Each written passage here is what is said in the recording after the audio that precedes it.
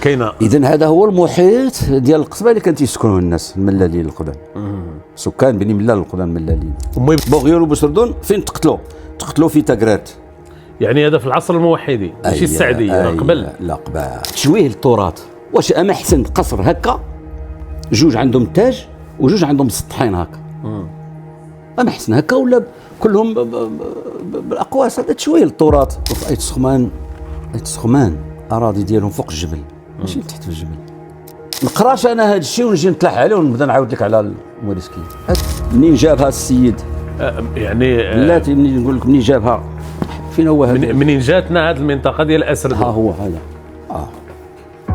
دخلت فرنسا تزات بفتح وتزات الرميله. كل من سكن في هذه المدينه يموت على بني ملال. ماشي غير حنا عندنا العواطف والاحاسيس كنبغيو عين سردون. راه كاين الناس اللي في بني ملال راه جاو احسن من الملالين وعندهم غيره اكثر من الملال، اكثر من بعض. ما غاديش نقول اكثر من احسن اكثر منا حنا. كاين اللي راه ماشي ملالي وداير اكثر منا حنا. الاندلسيين كانوا ينتشرون المغرب كله، ماشي هنا ولا هنا. راه عندي انا شرط الكتاب ديالي في دمنات، راه كاينه اسره اندلسيه كانت تصنع السلاح، ونرفع التهمه على هذه المنطقه بان بلاد النشاط وبلاد الغنى وبلاد الشيخات وبلاد الطرف. وراه تبنى بوعشوش وتبنات الرميله والمدينه الجديده بالكريان.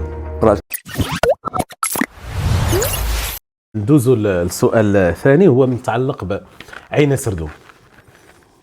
كاين اللي يربطها بالاسم ديال اسردون اللي هو الاسم الامازيغي البغل كذا، وكاين اللي تيقول انها مرتبطه بالثائر اللي كان ثار بوسردون وقتل في ذلك المكان، لذلك سميت تلك العين.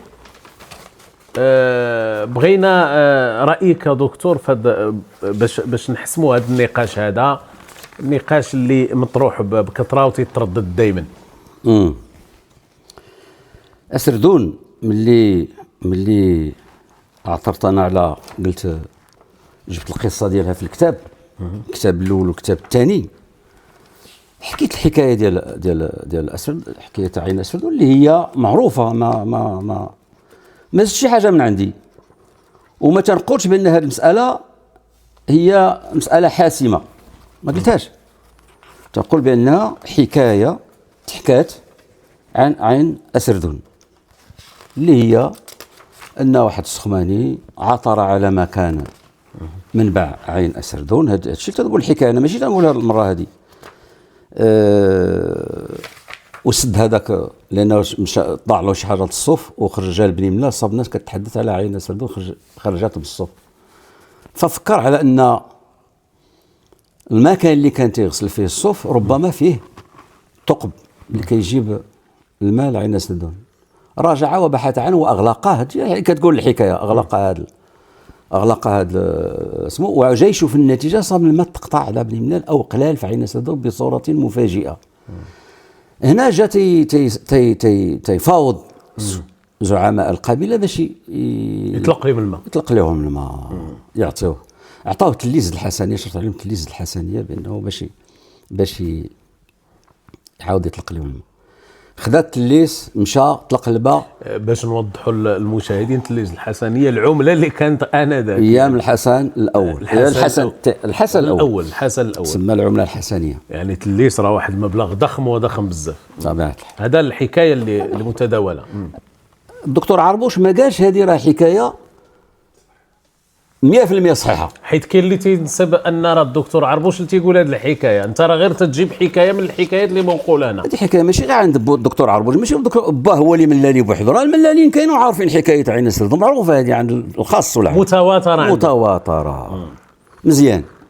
اذا كانت متواتره، من العيب انك تخفي هذه الحكايه، او تقول هذه تخربيق او خزعبيلات. اللي تيقول هذه الحكايه تخربيق ولا خزعبيلات عنده جهل مطلق بالتراث الشعبي، بالتراث ديال البلاد. هذا تراث نهتم به، سواء كان خزعبيلات او تخربيق كنهتموا به، كنسجلوه. ودورنا نبحث ونذهب للبحث لتمحيصه وتحقيقه. واش تخيل واش وصحيح هذا الشيء ولا ماشي صحيح، ولكن يجب اثبات هذه الحكايه، خصها تثبت، لان الا لم تثبت ما بقيناش تنهتموا بالتراث ما غاديش اللامادي. يدار نقاش، ما يكونش نقاش، ثم يتم محاسبات الباحث اللي ما شارش لهذيك الحكايه اللي هي متداوله عند الجميع. كيفاش تجاهل واحد الحكايه اللي هي تراث قبلي، تراث محلي؟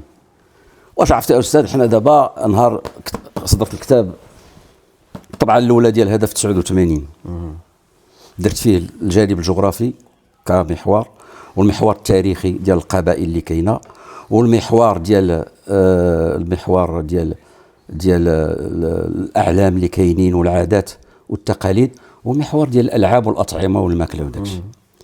ملي درت لهذا المحور ديال التراث حول الالعاب والالبسه والاطعمه، راه ناضوا ضجه في 89 تيقول عربوش استاذ عربوش تيخربق، يجيب لنا هذا الشيء. واش حنا وصلنا نبداو نهتموا بالماكله بداز، ونهتموا بالالعاب ديال الكعاب، ونهتموا بالروح وهي هذا التخربيق هذا في 89. ولكن الان ولا علم قائم بذاته، علم قائم بذاته، بمعنى هذا الدكتور عربوش راه سبق الزمان ديالو من 89 حتى التسعينات، باش حتى الالفينات عاد بداو الناس يهتموا بالتراث غير المادي اللي تيتسمى دابا التراث غير المادي. كاين تيقول ليه المادي ولا مادي، وهذا من الاخطاء اللغويه اللي كاينه. لا ما تتكونش بعدا لانها معرفه بال وهي نفي، ما كيكونش فيها لا مادي، تنقولوا المادي وغير المادي، وحتى الغير كاين تيستعمل الغير راه غير صحيحه، لان غير هي نكره مغله في التنكير. اذا قلتي الغير، شكون هو هذا الغير؟ يعني حينما تعرف الغير تيولي معرف، اذا غير المادي. لا، شكون هو المعرف؟ شكون هو الغير؟ هو غير، تقول جاء الناس غير فلان، وغير فلان راه الناس كاملين، ولكن انت تقول الغير. الغير نكره، شكون تتعرف هذا الغير؟ على اي حال، التراث المادي وغير المادي. الان الكليه ناس اساتذه الله يجازيهم بخير، وكان لي الشرف انني اسست مع الدكتور محمد العاملي والاستاذ سعاد بن حسين تراث ديال التاريخ والتراث بالجهه ماستر بالجهه، واللي قدم من المؤسسين ديالو، وكنت نقدم فيه شي 4 المواد اللي كندرس. دابا راه فيه الدكتوراه تنظن، وقدم خدمات درنا الدكتوراه وناقشنا دكتوراه وخرج باحثين كثار وتخرجوا الحمد لله دكاتره الان، وتخرجوا بحوث. وكان هذا العبد المدني بالفضل مع الاستاذين اللي قلت لك في هذا الماستر هذا بالخصوص، عاد راه كاين ماسترات اخرين باش نخرجوا ابحاث في الماستر وفي الدكتوراه، ابحاث ميكروسكوبيه اللي خاصه بالجلابه البزيويه، خاصه بحث خاص بالخيل، بحث خاص بالماء، بحث خاص بالوثائق. طبعات الدكتوراه ديال حول الوثائق والاعراف اللي فاسمو. وكان لنا الفضل ايضا في التوجيه الى تحقيق المخطوط، حقنا اليتيمات المسموح، حقنا اللباب ديال مجموعه ديال الكتب اللي عطيناها مخطوطه من عندي ومن الصمعه، باش الناس يتوجهوا هذا التوجه ديال تحقيق المخطوطات واغناء التراث. كاين اساتذه الحمد لله اللي هما تيشتغلوا في هذا البلاد في خفاء، منهم سي محمد احمد القاسمي اللي خدام، هناني انا من الاشتغال على بني عمير وبني موسى، هناني منهم الله يجازيه بخير يعطيه الصحه. كاين عيسى العربي اللي تيشتغل على الله يرحمه اي تعتاب الله يواليه برحمه الله. وكاين السي احمد بوكاري قبل منا كاملين اللي اهتم بالتراث ديال الزاويه الشرقاويه، وكان ناس اللي الان تيبحثوا. والحمد لله الان طلبه كاينين واساتذه في الجامعه كثار اللي كيهتموا بالتراث، التراث بجميع الاشكال ديالو، لا المادي ولا غير المادي، لا المحكي والمروي والغنائي وكل شيء. ما بقاش عيب شي حاجه، بالعكس انك كتبحث اضافه الروايه الشفهيه. انت اقول لك بحثنا في الروايه الشفهيه حطيتها كذا، ولم اتوقف عند ذلك، مشيت كنبحث. كنصيب علينا اسردون يعود الى الاصل، الى العصر السعديين، ماشي القرن العشرين فاش كانت هذه القضيه، ولا بدايه نهايه القرن التاسع عشر. ماشي هذاك العهد تسمى اسردون، لا، كانت في عهد السعديين كان واحد 400 سنه الان ابتقت اسردون. انا نقول لك منين جابها السيد، يعني بلاتي منين نقول لك منين جابها، فين هو هذا؟ منين جاتنا هذه المنطقه ديال اسردون؟ ها هو هذا المهدي بن تومرت، اخبار المهدي بن تومرت. عندنا اللي تيقول لك بوغيول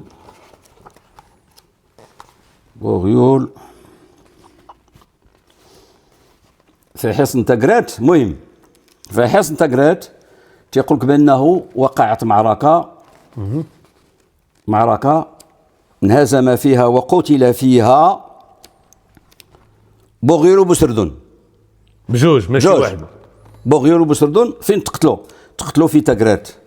يعني هذا في العصر الموحدي ماشي السعدي، قبل. لا قبل، يعني واحد 800 عام قبل. لا هذا غادي يقول لنا بانها تسمات هذا السيد، تسمات هذا الخيال، يقول لك انه هو الناس يقول لك مات في تقرات، ويقول لك انه مشى حتى تاع عين سردون تقتل تما، ولذلك سميت المساله ب يعني هذا الثائر استاذي، هذا بوسردون ثائر اللي قتل في تقرات اللي على بعد واحد 12 كيلومتر، يعني حتى 20 كيلومتر على عين سردون.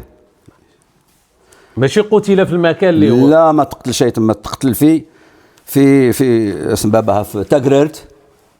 وماشي تقتل بوسردون بوحدو، تقتل بوسردون وبوغيول. يعني راه بجوج خصهم الا كنا نسميو بوغيول حتى هي، ما نسميوش على عين سردون.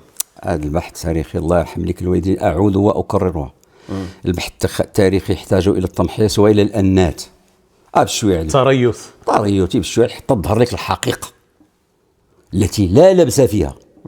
عاد قول وانا نصيب واحد سميتو بوسردون ونقول راه هذا هو بوسردون عليه هكا كتب. شنو هو الرابط؟ شنو الرابط؟ واحد مات في تقرات هو بوغيول ونجيو نقولوا زقاج راه الحكايه كاع تقول انتم غير خزعبيلات هادشي تقولوا غير تخربق. هذاك تسمات لان واحد القائد مات تما سميتو بوسردون. شنو الدليل؟ كيف كانت تسمى قبل ذلك؟ فعلا اش كانت تسمى قبل؟ كتسمى قبل؟ هي موجوده من القدم. نمر القلعه، القصر التاريخ ديال البناء ديالو والمكانه ديالو التاريخيه. واش فعلا كان الحراسه هذيك العين ولا ما كانش؟ لان كاين اللي تيقول انه كان نزاهه، كان ديال شي قايد ديال شي منطقه ولا شي احد الاعيان. هذه القلعه هذه اللي انت تتفضل تسميه القلعه ماشي القصر، شنو التاريخ ديالو؟ كيفاش تبنى؟ كيفاش القصر كنسميها القلعه، ما نسميش القصر. قلعه عين سردون. قلعه عين سردون لانه ماشي قلعه شي سميه اخرى، قلعه عين سردون. قلعه عين سردون. علاش قلعه عين سردون؟ علاش قلعه عين سردون؟ واش حيت هي جات فوق عين سردون ولا حيت؟ اولا هي اساس البناء ديالها بنيت لحراسه العين. مناش الحراسه على عين سردون حسب الحكايه، ماشي انا تنقول انا الهضره. الحكايه كتقول بانه جاء في الليل منادي ينادي زعماء قبيله بني ملال بانه هناك من سيحتلوا عين سردون. فعل الناس ان يقوموا، فجاءوا هذوك الناس وجابوا معهم قبائل بني ملال وبني موسى وبني عمير وقبيله عياط وويزغت، كلهم شاركوا في بناء هذاك. ماشي قبيله بني ملال، هذه الروايه تتحكي ماشي انا. كتقول بان هاد الناس جاو شاركوا في بناء القصر باش يبنوه بسرعه، وداروا سلسله من ديال تيقول له واحد الكفره باقي الان ديال يتبوطه، العائله ديال يتبوطه المعروفه، الجنان ديالهم منهم ناس حفروا وطلعوا، داروا سلسله باش كيطلعوا التراب ويطلعوا كذا والماء، حيت الماء من فوق ما كاين شيء، داروا السطوله باش كيطلعوا الماء سلسله وطلعوا التراب. الحجر راه عندهم تما وبناو. اش من تاريخ تقريبا هذا؟ هذه غتكون في ايام السيبه. ايام السيبه يعني تقريبا نهايه القرن التاسع عشر او بدايه القرن العشرين. بدايه القرن العشرين لانه بدايه القرن العشرين هي فاش كانت فاش غادي تبدا الاغراس ديال ديال الجنانات ديالنا اللي تبناو في هاد الحكايه استاذ.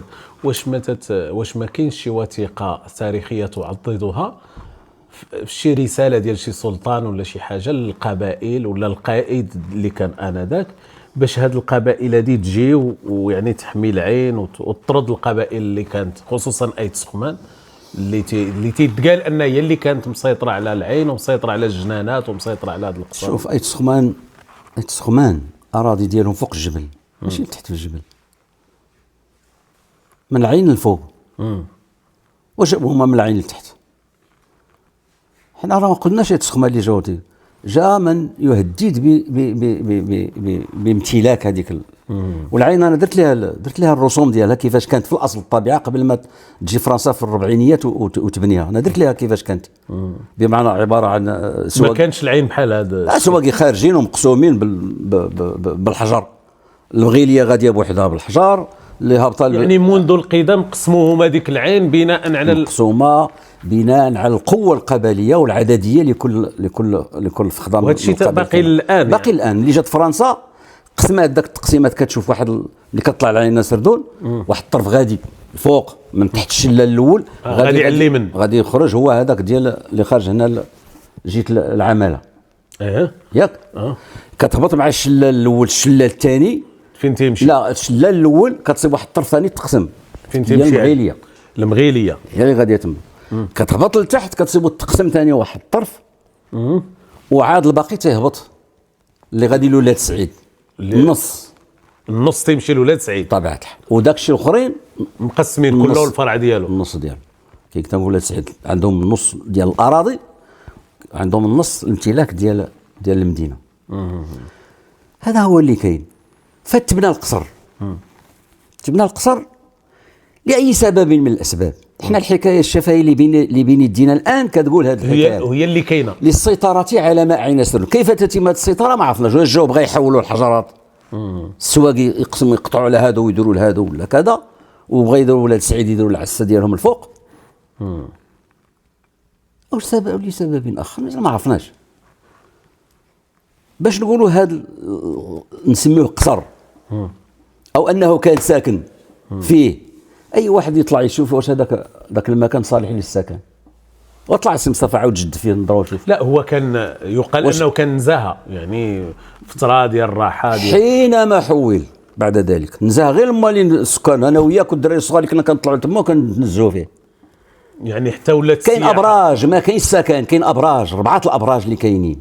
فين هي مكان قاعه الجلوس؟ الا بغي ندير قصر خصني نبني واحد القاعه كبيره ديال الجلوس، تكون عندي الكوزينه فين غنطيب لها الناس، يكون عندي البلاصه الباركينغ ديال البايم اللي بغى يجي. هذه قلعه اللي كتدخل لها كتطلع بالدروج للبرج الاولاني، وتطلع بالدروج للبرج الثاني، وتطلع بالدروج الابراج، ومتقوبين فيهم تقيبات شريجمات صغيورين، ماشي شراجم تهويه للسكن. يعني وكانوا منصوبين فيهم مدافع ولا تقيبات غير بوحده، ما عندوش مدافع ديك الساعه، لانه المدافع كانت عند الدوله من السعديين لهنايا. ما الشعب راه ما عندوش، القبيله ما عندهاش مدافع، عندها سلاح بوحبات تقبه. ملي كتشوفهم فين يكون سكن ديال شي واحد لاباس؟ شكون هذا السيد اللي لاباس عليه؟ اما تقول لك خيال عاوتاني ديال الخيال يسيطر على الحقيقه. هاد السيد تخيلتيه شي هذا راه ماشي قصر، كان عسكري ولا قلعه حربيه، كان غير سكن ديال واحد مطرف من المطرفين لاباس عليه. شكون هو؟ ولاش نقولوا بانه القبيله اللي بناته؟ ولا كانت القبيله بناته خدا هو كيفاش استولى عليه؟ وعلاش ما حولوش؟ غنزيدك واحد القضيه اخرى، ها انت هذه غتجمع عليها عافاك الله يرضي عليك. شوف هذا القصر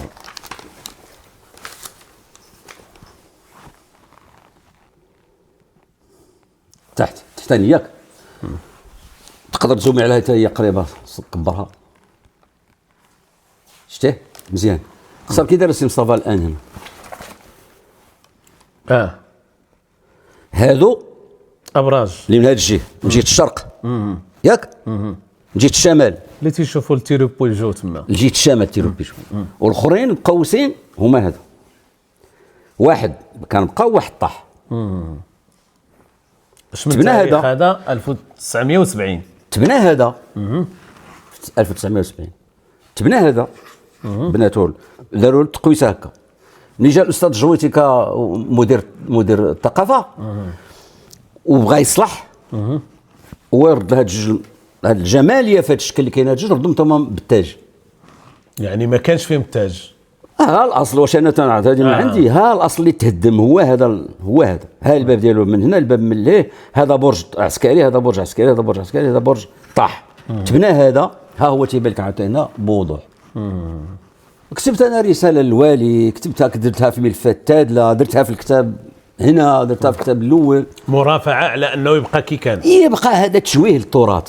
واش اما احسن قصر هكا جوج عندهم تاج وجوج عندهم سطحين هكا، اما احسن هكا ولا كلهم بالاقواس؟ هذا تشويه للتراث وتشويه الهندسه الاصليه اللي كان عليها. واحد المهندس راه دار هذيك الهندسه على واحد الغرض عليه، الا ما فهمناش حنا كاع لا نفهموه. خصها تبقى في الاصل ديالها، ما خصناش نغيروا الملامح ديالها. السؤال استاذي في علاقته بالقصر وبالقلعه، انت تقول ان هذا كان ماشي نزاهه، ماشي كان قصر للحراسه، ولكن علاش هذا القصر كان وحيدا للحراسه؟ والمجال الجغرافي ديال بني ملال حنا تنعرفوه، من جهه عين الغازي شرقا كاين الجبال، من جهه اوربيع كاين الجبال. علاش هذا القصر كان بوحدو في مدينه بني ملال؟ ما كانش بوحدو استاذ، راه الا مشيتي كاين هو القصر تما فوق العين، وإلا جيت من جهه بوعشوش من جهه الصمعه، ملي تتبغي دور الدوره تطلع للقصر راس العين كتصيب واحد البنايه راه متهدمه، ويتساءل الناس شنو هذيك البنايه المتهدمه؟ هذيك اللي على اليسار. على اليسار هذيك راه هي قلعه عسكريه شرعه في بنائها. ملي انتهوا من البناء الاخرى حطوا فيها الحراسه، بداو تيبنوا في هذيك القلعه العسكريه تمايا باش لحراسه العين من ضفتي اليمنى يعني للعين. يعني كان حراسه كانت عليها من الضفه من الفوق اليمنى والضفه اليسرى، هو القصر اللي كاين دابا اللي علم مسمى القصر. وانت تفضل ان تسميه القلعه؟ القلعه لانه ليس قصرا بمفهوم القصر، وليس مسكن اللي بمفهوم السكن. وراهي قلت لك اي واحد طلع راه كيصيب الابراج اربعه وتيطلع البرج بالدروج لا معنى للسكن ولا للنزاهه ولا غيره الى غيره. هذاك ما كملش لانهم اللي دخلت فرنسا ولا الامن ما بقات السيبه فضاو ما تلاوش كملوا ولا شيء. استاذ، هذا يقودنا فاش نتكلموا على الماء والتقسيم ديالو.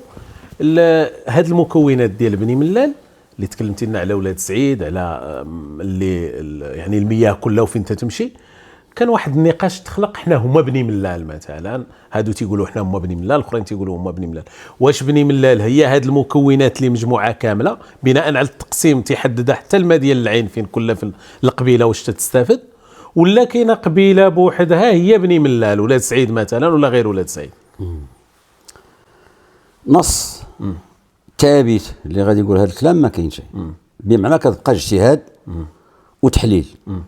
الاجتهاد والتحليل اللي عندنا قبيله بني ملال، تنقولوا قبيله بني ملال هي ما يعني سكان بني ملال اللي هي القصبه، اللي هي القصبه اللي هنا قصبه بالكوش ولا القصبه اللي هي قصبه اللي فيها ثلثين ديال ولاد سعيد وثلث ديال ولاد حمدان وثلث ديال المغيله. هذه هي هذا هما بني ملال. ثلثين ولاد سعيد، ما يمشي الداعي ولاد سعيد بانهم الملالين بوحدهم ومغيله بوحدهم، ولا الاقصاء ما كاينش. هادو بثلاثه يشكلون قبيله بني ملال، ما سمي بقصبه بالكوش السكان ديالها. حاليا انا اسمح لي الله يرضيك في هذه المساله هذه، انا ضد يقول هذا انا ملالي الاخر ماشي ملالي.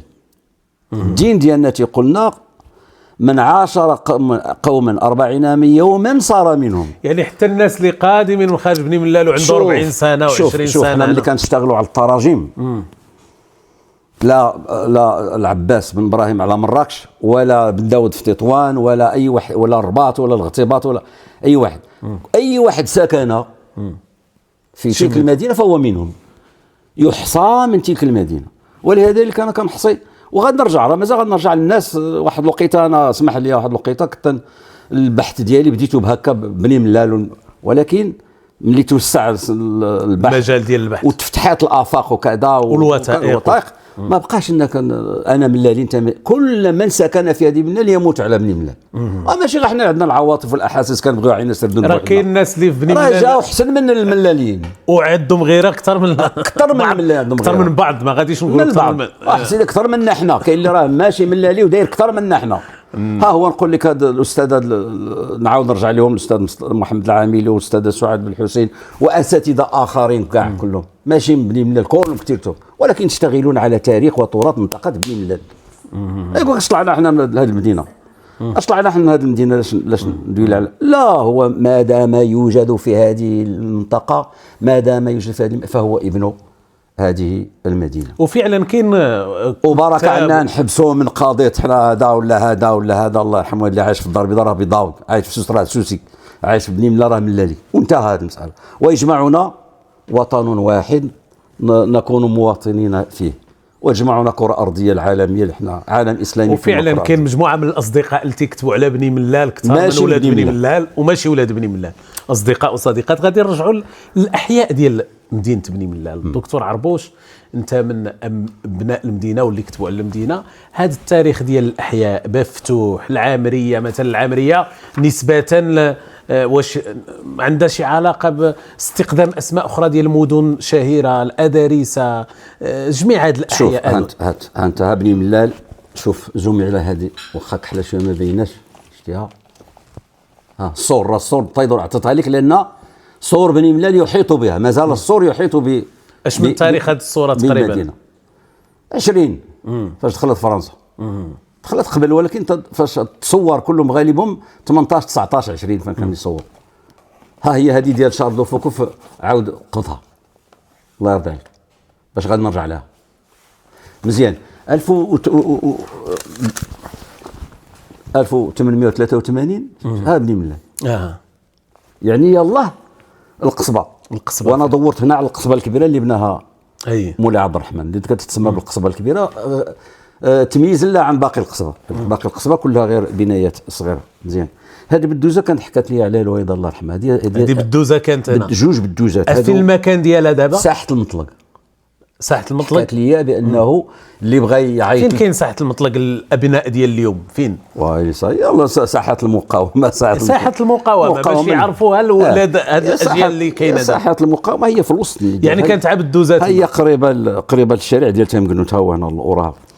يعني كانت عبد الدوزات. جوج بالدوزات. حكات لي قبل ما نشوف انا الصوره ديال دوفوكو، قالت لي هذيك ديك المطلق كان فيها بالدوزه كبيره، كان اللي بغى يعيط لشي حد تيطلع بالدوزه ويعيط وفلان وفلان. هي الجبل وسط المرتفع ذاك. وملي شفت انا شارل دوفوكو تاكدت من الروايه اللي تقالت لي بانها صحيحه، وهذا الشيء اللي هو صورها دوفوكو في 1883. إذن هذه في نهاية القرن التاسع عشر ها اللي فيها بني ملال. فيها بني ملال، يعني القصبة الكبيرة ساحة المطلق، يعني ساحة المقاومة. ها ولاد سعيد، ها ولاد حمدان، ها مغيلة جيت هنا كاين. كانوا مجموعين تما في الفوق، ماشي في هاد الأحياء اللي كاينين دابا. كل شيء مجموع في القصبة. ها الصور ديال القصبة، ها هو داير بها، تيبان لك الصور داير. أي صور داير صغير. هو داير كلها داير وجمعها بحال.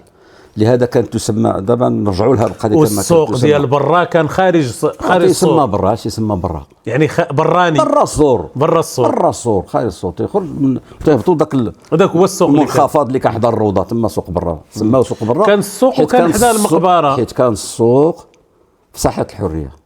تما كان السوق ديال الجمعه، وتحول للحد وتحول كذا، وخرج نهار الحد خرجوه سوق برا، سوق برا نهار الحد، وتحول الى سوق الثلاثاء لتحت، عاود بقى غادي وتيهرب. في هذاك سوق برا كان نهار الثلاث، عاد نزلوه ثاني المحل السوق ديال اللي تبنى دابا، خداتو الضحى وبنات فيه. مزيان. الى جينا لهذا، ها هي بني ملال هنايا، تبان الفراغات باقي بزاف الفراغات هنايا فاش اللي كاين. الى بغينا نجيو الاحياء بني ملال حوالي 1930، ها هي كنبداو من زنقه المطلق وحنا غاديين. ها الصوره البلان اللي دارت فرنسا. شوفوا ولدي، شوف ها البلان اللي دارت فرنسا لبني ملال ملي دخلت ليها. اللي دارت فرنسا هي. الى جينا غادي نبداو من هنايا. هاد الزنقه الاولى ديال منين بديت انا هنايا من قصر بوجوج بيبان، خاص كاين هذا قصر جوج بوجوج، خاص بآية المولود من الطار. هذا فين كاين؟ باش حيت ولاد القدام ديال بني ملال تعرفوا هذا الشيء، ولكن الناس اللي سكنوا الاجيال الجديده ما غتعرفش فين بالضبط. تما في جيت ساحه المطلق، يعني ساحه المقاومه. تما خاص بيت المولود من الطار. المولود من الطار، عرفتي المولود من الطار؟ لا، هو مول اللي كان حدا سيدي عبد الحليم. مشهور، كان دخل المحكمه بالشمع بنهار شاعل وكذا. هذه الحكايه كيفاش؟ حكايات كثيره على. لا، هذه الحكايه المهم كان حكايه طريفه اصلا عنبي. كان فرنسا شراب تيدخل بكثره بحجه وجود الفرنسيين اللي يشربوا. ولدو ضربها بسكراتها هو. شدوه داوه دخل المحكمه تيحاكموا فيه ويدخل بالشمع يشعلوا بنهار. قالوا القاضي شفت داخل بالشمع واش كاين الظلمه؟ قال لي كاين الظلمه نعمس. قال لي دير الظلمه. قال لي 4 الكامين ديال الشراب داخل ملي شديتو فيه عاود شرب قرعه. فين هما 4 الكاميونات؟ على اي حال وغادي يمشيو من تما قصر بن الكفار، قصر بن حمو هذا ديال جدي من الوالده، قصر ايت البوهراويق الى غادي يخرجوا من الخيريه وغادي يمشيو. وانت غادي زنقه زنقه الموحدين المدرسه المركزيه للبنات اللي تؤدي لدار الباشا، المعصره ديال الزيت وشارع الحنصاليط وقابلوها الجهه الاخرى الى غيره. وانت غادي الغديره الحمراء، زنقه الحاج حمد بن الشرقي، زنقه الكوشه، زنقه كذا هما هنا، زنقه الهريه، زنقه ايت بن الله، زنقه بوشاير الحمداني، زنقه كذا. وانت غادي مع زناخيكول، زنقه سيدي بوقنادل اللي فين كاين هذا سيدي بوقنادل؟ سيدي بوقنادل زنقه الجدرميه دابا. تما كان سيدي بوقنادل، هذا بوقنادل تابعين هما اليهود، هما والي ديال اليهود تيزوروا اليهود. يعني بوقنادل تما كان الملاح مقابل الملاح، تما في ديك البلاصه الملاح مقابل بعد شي في قلب الملاح، ولكن ما كانش شي ملاح كبير، كان شي ملاح صغير في الزنقه ديال هي هذيك الزنقه ديال القصبه الكبيره، هي هذيك ديال الجدرميه اللي كانت معروفه اللي هي الفوق النص الفوقاني ديالها. يعني اللي تتكلموا على الباب ديالهم مقوس رانا قريب للمقر ديال حزب الاستقلال القديم تما. انا صورته هنايا لا غير ذلك. هذا جت حتى حمادي الحاج حمادي ملوك الله يولي برحمته الله الا كان دار القصيده في الابيات، قصر بوجوج بيبان والقصر الابيض وقصر تيتحدث على القصور اللي كاينين في بني ملاز. هذا كل شيء ها هو كاين هنا. التوسع هنا بغينا نتكلموا على خارج الصور، هو هذا اللي بغينا نتكلموا. هذه الاحياء اللي جات من بوعشوش للرميله اذا القصبه اللي معروفه الان بشارع محمد الخامس وكتدور حتى تال سينما اطلس وكتمشي مع ديك الزنقه اللي فيها دابا اللي تيبيعوا الكفته ويبيعوا داك الصوصاص وداك الشيء، تمشي حتى لتيمكنوت وتدور مع شارع تيمكنوت حتى لمدرسه البنات المركزيه وتدور وتجي تدخل ثاني على القايد العسري، زنقه القايد العسري، تجي تدخل مع زنقه لا قبل زنقه القايد العسري، زنقه اخرى اللي وراها الزنقه الاخرى اللي وراها اللي فايت شميشه. تما كتدخل ورأيت شميشه كانت دار العرصه ديال الباشا بوجمع. كاينه. اذا هذا هو المحيط ديال القصبه اللي كانت يسكنوه الناس الملالين القدام، سكان بني ملال القدام الملالين. وما يبداو الاحياء تيتوسعوا بني ولاد سعيد فين توسعوا لتحت السوق. تحت السوق واحد شي 3 الزناقي ولا 4 تما ديال ولاد سعيد توسعوا في خريبكه. حي خريبكه واحد 2 زناقي تما ولا 3 ديال خريبكه داروا تما. الجهه الاخرى ديال جهه السبيطار توسعات مغيله. صافي هذه هي فين توسعات لهم. من بعد دخلت فرنسا تزادت باب فتوح وتزادت الرميله. هي اخر. من بعد غيتزاد بوعشوش ويتزاد بوعشوش كانت وكانت الصمعه، ولكن كان بوعشوش تيتبنى وراه تبنى بوعشوش وتبنات الرميله والمدينه الجديده بالكاريان. راه الكاريان كنت طالع البوعشوش كتصيب كاريان عليه 2 كاريانات كانوا، واحد راه ردموه وهذاك باقي دابا هو باش تبناو هذوك البنايات. والكروسه كانت ديال انا عقلت الكروسه ديال الحديد تاع بحال الصندوق ديال التراب كبير عالي وعنده رويد كبار ديال الحديد كيدوروا كيجرها البغا الحشاك وتيجروا. بالنسبه للعامريه وهذا الشيء كاع جديد وكاستور كلشي داك الشيء حتى لهنا وسميت اسماء تابعه للمجزئ ولا اللي بغى يبني تما تيسمى تختار هو اللي اختار، ما عندها علاقه لا بقبيله ولا بغيرها. تزاد الادارسه العالمي اللي دار هذاك الشيء، تزاد العامريه العالمي داروا، تزاد كذا. نمر لواحد القضيه اللي ما تكلمناش فيها، هو وجود بعض الاسماء اللي عندها صبغه اندلسيه ومورسكيه وكذا، وتقال ان راك واحد العدد ديال الموريسكيين استقروا هنا سواء في ولاد قنا وسواء في العنصر تاكزيرت كذا. واش اشنو ممكن تقول لنا في هذا الشيء دكتور؟ موريسكيين راه ممكن واحد الكلمه واحده صافي، لانه لا يعني وجود زمراق في تاكزيرت ان الناس ديال تاكزيرت كلهم اندلسيين، ولا يعني وجود مالقيف ولا مبارك ولا كذا راه هو هذوك الناس راه اندلسيين. الاندلسيين كانوا ينتشرون المغرب كله، ماشي هنا ولا هنا. راه عندي انا شرط الكتاب ديالي في دمنات راه كاينه اسره اندلسيه كانت تصنع السلاح. راه في الكتاب ديال تاريخ منطقه تاد لازاين. وهذا البحث انا علاش ما قررت ليش ديال الموريسكيين؟ انا ما بحثتش في الموريسكيين. علاش؟ علاش انا نوريك علاش.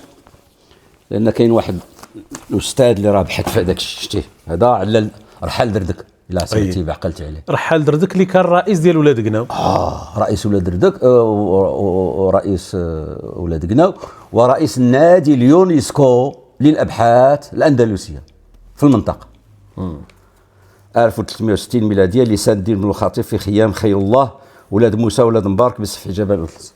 انا ما عرفتش ندخل في هذه الهضره لان هو اللي تيبحث في هذا الشيء. هو تيتكلم هنا على يعني على الزياره ديال لسان الدين بن الخطيب لهذه المنطقه. طبيعة الحال.